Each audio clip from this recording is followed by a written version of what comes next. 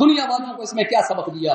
پہلا سبق تو یہ دیا کہ یہ زندگی اور موت کا اختیار میرے پاس ہے، پیغمبر کے بچوں کو بھی میں اٹھا رہا ہوں. اور دوسری بات یہ بھی بتا دی کہ اس میں خاتون کا کوئی قصور، عورت کا کوئی قصور نہیں ہے. اور پھر تیسری بات اس میں سے کہ بیٹے دے یا بیٹیاں دے، اور بیٹوں کو زندہ رکھے یا بیٹیوں کو زندہ رکھے، بیٹوں کو دنیا سے لے جائے یا بیٹیوں کو دنیا سے لے جائے، دے بھی اپنی مرضی سے رہا ہے، لے کر جا بھی اپنی مرضی سے رہا ہے، نہ آئے مرضی سے نہ گئے مرضی سے. یہ پیغمبر کی اولاد سے ہی ہمیں سبق سیکھ لینا چاہیے. اور اپنی خواتین کو اس طرح کا تانا مینا مت دیا کرو. میں نے اپنی گناہگار آنکھوں سے دیکھا ہے ایک ایسے شخص کو، اللہ اس کی مغفرت فرمائے. چلیں بات ختم کرتے ہیں، اس بات کو نہیں چھیڑتے، بھیانک قسم کی بات ہے. وہ بندہ بھی دنیا سے چلا گیا، بعد میں وہ ٹھیک بھی ہوا، اس نے توبہ بھی کی، معافی بھی مانگی. اپنی خاتون کو، اپنی بیوی کو صرف اسی وجہ سے مارا کہ تو نے بیٹی کیوں جنم دی ہے، بیٹا کیوں نہیں جنم دیا. بھائیو قرآن کیا کہہ رہا ہے؟ اللہ کا فرمان ہے یَهْبُ لِمَن يَشَاءُ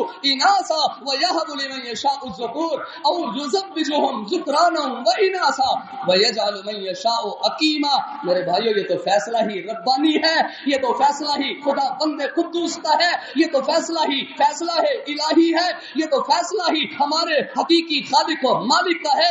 اس میں نہ تو بندے کا کوئی کمال ہے نہ خاتون کا کوئی کمال ہے. رب اعلان فرما کے بتا رہا ہے عقیدہ درست کر لو. کسی دربار سے بیٹا نہیں ملتا، کسی مولوی سے بیٹا نہیں ملتا، کسی درخت سے بیٹا نہیں ملتا، کسی مسجد سے بیٹا نہیں ملتا، کسی پیر سے بیٹا نہیں ملتا. بیٹا اور بیٹی دینے والا کون ہے؟